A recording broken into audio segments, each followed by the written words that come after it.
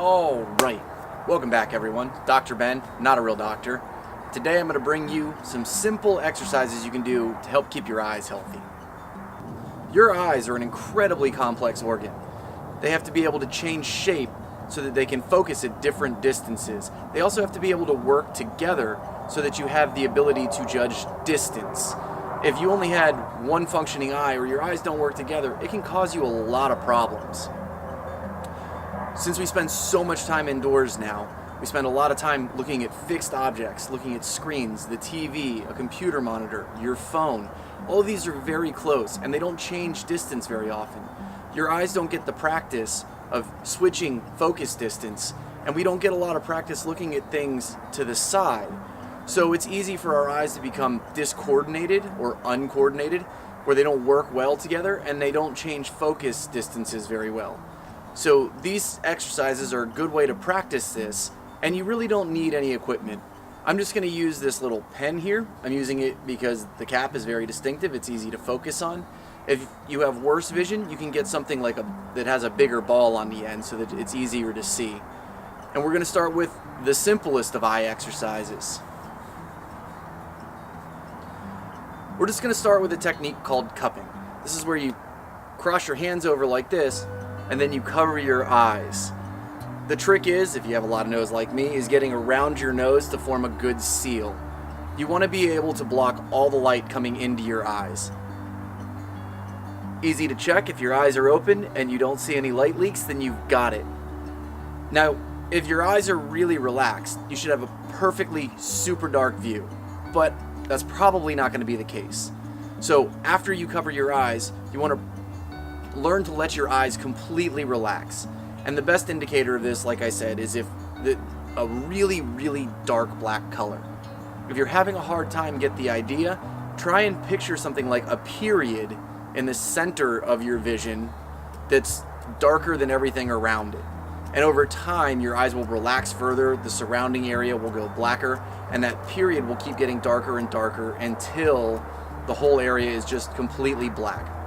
Now, initially, this is probably going to take a lot of time and a lot of practice, but the more you do it, the better you'll get, the faster it'll happen. And the great thing about palming is you basically can't do it too much. If you have a free minute, your eyes feeling a little tired, just palm for a minute or two and carry on with whatever it is you're doing. The next exercise is going to be just an eye push-up. So you're going to get, I'm using a pen here, some object, you're going to hold it out at arm's distance. And then you're going to focus on the object, and you're going to slowly bring it in while maintaining focus as far as you can. At a point, you're probably going to feel your eyes start to strain and it's going to be hard to focus. Then you're going to take it back out to arm's length. And this is going to teach your eyes to work coordinatedly. Your eyes have to work together to follow this object as it moves in.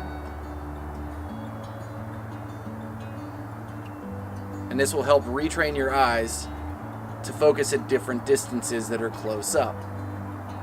Now, to work on focusing on distances that are different, you're going to, again, hold the object out at arm's length, and you're going to pick an object off in the distance. Here I'm looking at a tree that's about probably 250 yards off. So I'm going to focus on the cap of my pen, and then I'm going to switch to the tree. Now the trick is to have the two objects not quite lined up, but almost lined up, so that you don't have to move your eyes very much to change focus. And you want to practice switching between focusing on the near object and focusing on the far off object, and just go back and forth between the two objects and let your eyes get used to adjusting focus distances. And this is going to help you focus on objects at different distances more accurately and more quickly. So the next two exercises are going to involve some movement. You're going to go around the clock. So again, hold the object out at arm's length. You're going to move the object up to 12 o'clock and back down to center.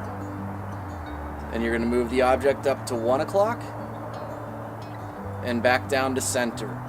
And you're going to do this all the way around the clock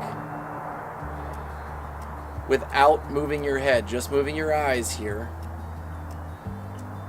So again, your eyes get more practice tracking an object as it moves through space. And just keep going all the way around the clock. For the next one, you're going to do a spiral that gets bigger. So slowly widen your circle until it's very wide. Again, go nice and slow. Keep the object in focus. You can adjust arm's length depending on what your eyes' ability are. If you need to move it closer, move it closer. If you need to move it further, move it further. The important part is to keep it in focus. Once you get very wide, you can bring it back in. Slowly make the circle smaller.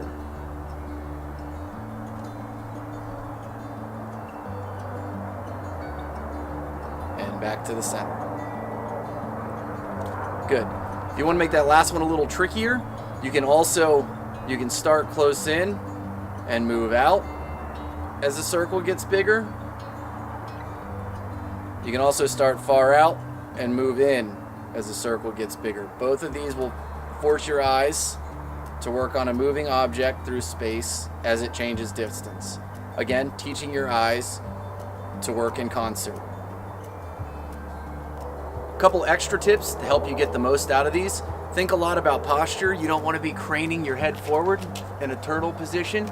You want good posture. Neck tension does affect your vision. 2, do this in good light. Sunshine is going to be the best. Outside or near a window where there's good sunlight coming through, or a very well-lit room with a lot of windows. If you're doing this in the dark, it's going to be a lot harder on your eyes, and you're not going to get quite as much out of it. 3, do these exercises every day. You don't have to spend an hour doing this. Pick 5 or 10 minutes here and there to get your eyes a little bit of extra time doing these movements, especially if you spend a lot of time staring at a screen. And last, get enough sleep. Believe it or not, being sleep deprived affects your vision quite a bit. If you're tired, if you're worn out, you don't need the extra eye strain. So get a good night's rest. That will help improve your vision as well. If you're looking for more information on this subject, the Bates method is a great place to start. He covers why he came up with these exercises and how it works, and he has a few more here that I'm sharing. I also found some good stuff on Z Health that I use occasionally, so I like that reference as well. Thanks again for watching. If you liked the video, smash that thumbs up button. Share it with your friends, because who doesn't want better vision, right? If you haven't already subscribed, please subscribe. It helps me keep bringing you new videos like this. And until next time, here's to your eye health.